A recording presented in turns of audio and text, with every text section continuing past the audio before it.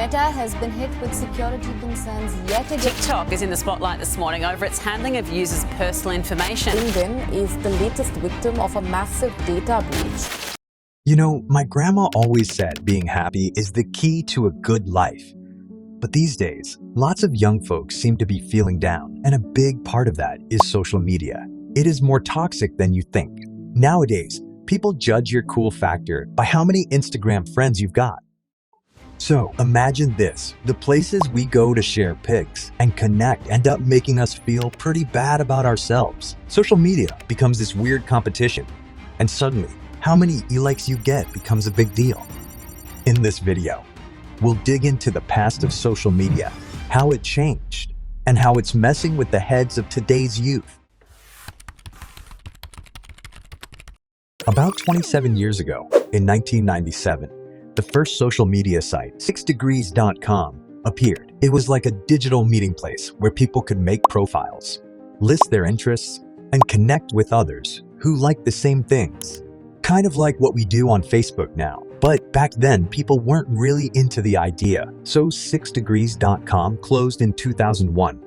Still, it left a mark, inspiring what was to come. Fast forward to the early 2000s, and social media started booming with sites like Friendster, MySpace, and LinkedIn. Then, in 2004, Mark Zuckerberg launched Facebook, and things really took off. Facebook reached a whopping 100 million users in just 5 years. As time went on, more social media platforms like Twitter, Instagram, and Snapchat popped up, each bringing its own style to the game. In 2016, TikTok joined the party and now has over 1 billion active users. Today, there are more than 30 social media platforms connecting people from all over the world. Ever notice how ads on social media seem to know what you're talking about? Like, you chat about a new phone, and suddenly, phone ads pop up everywhere. Weird? Well, turns out it's not magic. It's algorithms. Social media watches what you do, what you like, and then shows you ads based on all that info. Some say these apps know us better than we know ourselves, just to keep us hooked. In 2023, the European Union fined Meta a whopping 1.3 billion. They said Meta broke privacy rules by sending European Facebook data to the US. And remember that Twitter hack in July 2022? Around 200 million users' info ended up on the dark web. Here's the deal. Your info is like treasure. If it gets in the wrong hands, bad things can happen. In 2021, over 90,000 people got scammed on social media, losing a total of $770 million. So be careful out there. Your data deserves some protection. Ever wonder how much time slips away when you're on social media? On average, folks spend about 2 hours and 15 minutes per day scrolling through posts, adding up to 15 hours a week. And you know what's even more surprising? Teenagers take it to another level, spending a whopping 6 hours per day on these platforms, which is pretty concerning. Many kids today are glued to their phones, risking addiction. I used to hate these platforms, but in 2020, I caved and installed TikTok. It got addictive real quick. The more I scrolled, the more these intriguing 30-second to 1-minute videos popped up. Before I knew it, I was hooked for a straight 3 hours without a break. It was like being under a spell, and I never thought I'd spend so much time on a single app. Social media can be kind of scary. You know, it creeps into your day and steals your time, even your sleep. It's like this illusion that tricks you into thinking you're just taking a quick peek, but suddenly hours have slipped away. So let's be mindful of our screen time and not let these platforms take over our lives. These days, fake news is like an unwelcome guest that won't leave. It's all over social media. Platforms like Facebook, Instagram, Twitter, and TikTok are like playgrounds for misinformation. Remember the 2016 presidential election? Fake news flooded these places, confusing people and messing with social norms. And guess who's often caught in the web? Yep, teenagers. They get a lot of their news from social media. And here's the kicker. Many don't fact check. They see something, hit repost, and bam, it goes viral. It's like a fake news snowball rolling down a hill. Now, enter the AI era. People use AI to create super realistic images and spread more fake news. Recently, There was this wild story about Ukraine's president surrendering to Russia. It went viral, but guess what? It was totally fake. Imagine how Ukrainian citizens felt seeing that. It's not just confusing, it can be downright hurtful. And here's the scary part. No, fake news isn't just harmless stories. It can make people do harmful things, even to themselves. The takeaway: always fact check before believing or sharing any news you see online. Let's keep our information game strong.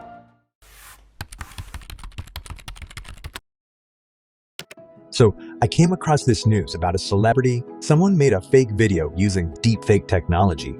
Went viral. Yeah, these cases are popping up more and more. Now, let's talk about something serious. Cyberbullying. It's not just some online words. It can hurt you mentally, emotionally, and even physically. Your confidence takes a hit, and it messes with your personal relationships, friends and family included. Think about it.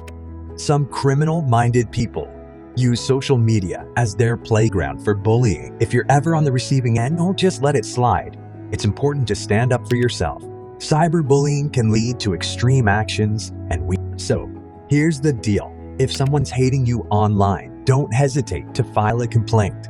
It's not about being a snitch. It's about protecting yourself and others. We've got to make the digital world a safer place. On social media, things might look perfect, but it's like a magic show hiding the real story. People create a kind of dream life online full of amazing pictures and stories, but it's not always real. Think about those famous people who seem to have everything: fancy trips, beautiful things, and flawless looks. But here's the trick. Those pics are like a storybook, not real life. We see the sparkle, but not the struggles. When we see these perfect lives, we start comparing. We might feel sad, thinking our lives are not as great, but that's not fair, because what we see online is just a small part of the whole picture.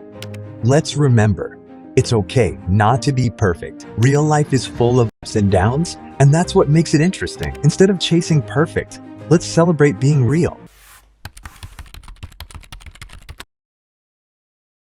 In our hyper-connected world, overcoming social media addiction is a crucial step toward a healthier balance.